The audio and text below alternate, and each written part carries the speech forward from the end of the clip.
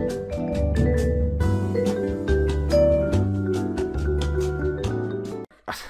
play-in tournament was a good idea last year because you had that whole time that was off. You know, we had that whole break in between.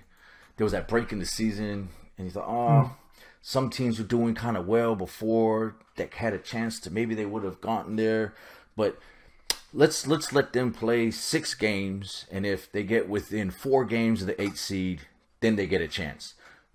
And I think that should have been the format, because not it's guaranteed the 9th and the 10th go into a play-in tournament, because the 9th and the 10th can be complete shit. I mean, we know for years they've been pushing to try to like reseed the playoffs at the end of the year. They take the top 8 from each side and then reseed it to 1 through 16.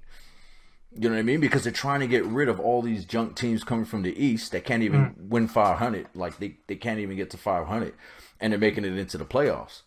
Where what they've actually done is they've now enabled it. They've actually enabled it even worse, to allow even worse teams that are even worse than before to actually get in, which it doesn't really make much sense to me. Had you had it in a way where it was, if you're within 4 games of the last seed, then okay, that makes sense to me. But yeah. Because now you're getting tanking on a different level. Because the reason why they did this was to prevent teams from tanking to try to get a worse record to get a higher pick.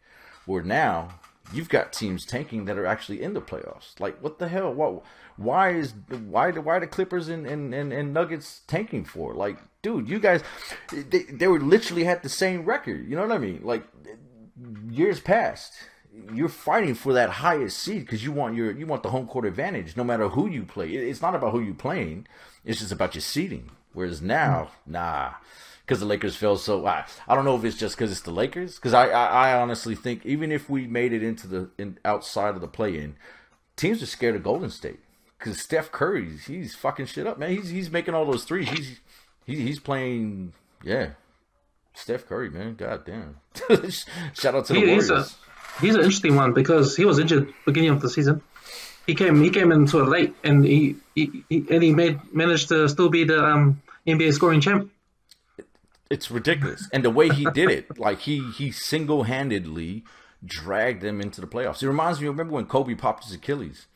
You know, when he single-handedly dragged that Laker team with Steve Nash and Dwight Howard into the playoffs, and it cost him his Achilles.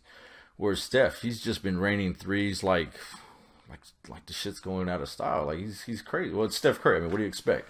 You sort of thought, oh, maybe he's getting a little bit older. You can't really do it like that no more. Nah, he's a bad man. If Klay comes back next year and he's anything like he was before, and Wiseman stays on his progression, Warriors got a squad next year. It's interesting you're talking about how teams are tanking that are in the playoffs, and it might be because of the play-in tournament. Or it might be the fact that the LA Lakers are down in 7 and 8 seed. But I kind of like the play-in tournament because it allows teams to have a second chance if they have a big injury toll during the season and their guys come back, or if if they're a good team but for some reason they don't peak until late in the season, but it's too late because they're out of the playoff spot. But the 9 and 10 allows these kind of teams to try harder to try have a chance to get in. Now, I don't think it's fair they have a full 7-game series for the play-in tournament. I like the 1 game in the route because otherwise, the 1 game's cool. But you know how sometimes you get it where like the 5, 6, and the 7 are hella close, right? And it comes down to like a game or two. It happened. I'm just looking at it now. Dallas, Portland, and the Lakes, we all finished with the same record. So quite easily, you could have fallen from the 5th to the 7th, lost to the 8th, and then lost to the 9th to 10th. And one day before the last game of the regular season, you were the 5th seed. And a week later, your ass is at home watching the playoffs with everybody else. Yeah. And you're not even worried, like you're not even looking at playing the 4th seed. So I don't know. It depends. I hear you. I know what you mean, but when you got a team like, look at here, we got the Spurs. They're 33 and 39. Now imagine if they won some sort of miracle run and just won those 2 games.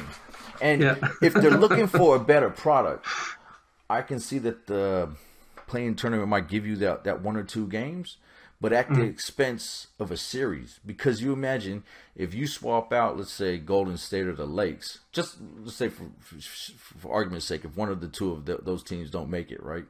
Then you're going to have Memphis or San Antonio playing the Jazz, who are probably going to get spanked and swept 4-0.